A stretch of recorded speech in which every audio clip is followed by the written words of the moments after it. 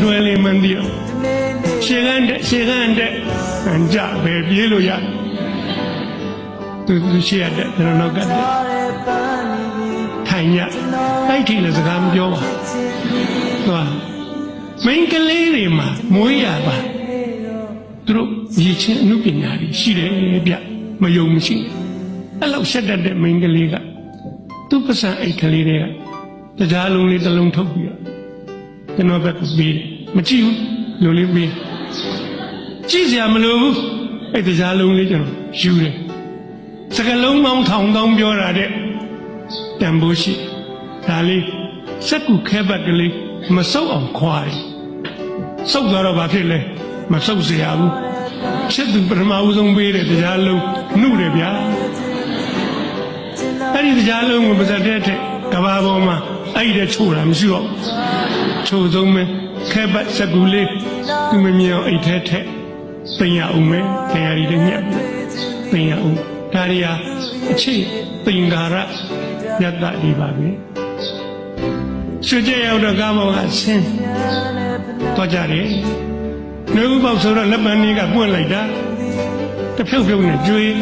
ဇယက်တန်ကြီးကညံလို့အဲ့ဒီဇယက်တန်ကြီးကကြီးတာဗျအရင်တော့ကနားပူတာနားကြီးဆူညံနေတာပဲကွာဇယက်တန်ကြီးမကြိုက်ရင်ဆူညံနေကြိုက်တော့ကြီးတာตายလိုက်တဲ့တန်လေးလက်ပံမွန်ကြီးတွေကတဖြုတ်ဖြုတ်ကျွေးမြေမခတဲ့တပွင့်ကိုလေထဲမှာလိုက်တန်းမိပြီသူ့ကိုသွားပြီးတော့ပေးတယ်ယူတယ်ပန်လို့လည်းမရပါဘူးမရချင်နေပါစေဒါလေးသူကအမျက်တနုံယူဆက်သွားရေးစားတယ်ပထမဦးဆုံးချက်သူစီကကြားရတဲ့စကားသုံးလုံးရေးစားတယ်ဟုတ်တာပေါ့နှွေရသည်ကြီးချွေးရရစို့လို့ရတယ်ကျွန်တော်ရေးရှားပါတယ်ရေးရှားတယ်ဆိုခက်ခက်ခဲမှုပေါ့ဟိုဒီမျက်စိကစားကျွန်တော်တို့အညာဒေသရွာဆက်ဝေးရင်ရိုးစင်တယ်လေရိုးစင်ရှိမှာပဲတွေ့ပြီဟိုမှာတက်ကလေးမိုးလေးရိုးလေးကစိတ်အေးလို့သသားပြားလေးဖုံးပေါ်မှာရေမှုတ်ကလေးတင်ထားခွတ်မုံရေမှုတ်ကလည်းရေညှိတက်တော့စိတ်ဆိုးအဲ့ဒီခက်ကရေတံဘူးခက်မဟုတ်ဘူး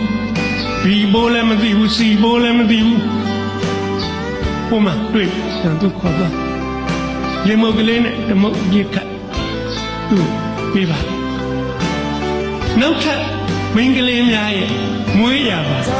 အမှုပညာတွေ့ရပြန်ပြီအဲ့ဒီရှက်တတ်သောမင်းကလေးကကျွန်တော်ပေးတဲ့ရေဓမုတ်တောက်တယ်တဝက်ပုံအောင်တောက်တဝက်ချန်တာကြံမဲ့တဝက်ကျွန်တော်ပေးတယ်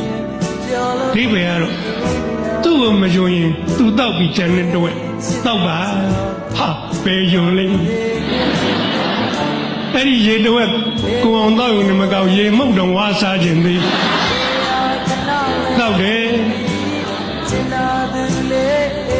ကုံတော့ကျွန်တော်လည်းမဝသေးပါဘူးသူလည်းမဝသေးပါဘူးကျွန်တော်သိပါနောက်တစ်မုတ်ထပ်ကျွန်တော်တဝက်တော့ကျန်တဲ့တဝက်သူပြီးကျွန်တော်နောက်လိုက်သူတောက်တယ်သူလည်းမယုံပါဘူးကဘာပေါ်မှာနော်တန်ဖိုးကြီးဆုံးရေနှမုတ်ပါပဲချောကလက်မစ်ရှိတ်ပါညာသွားစမ်းဘာကျွန်တော်တို့ရေနှမုတ်နဲ့မလဲနဲ့အချစ်ရဲ့သင်္ကာရရတ္တရဲ့သင်္ကေတပြီပါပဲအဲ့ဒီဟာတွေကနှလုံးသားမှာတသက်မမေ့ပါ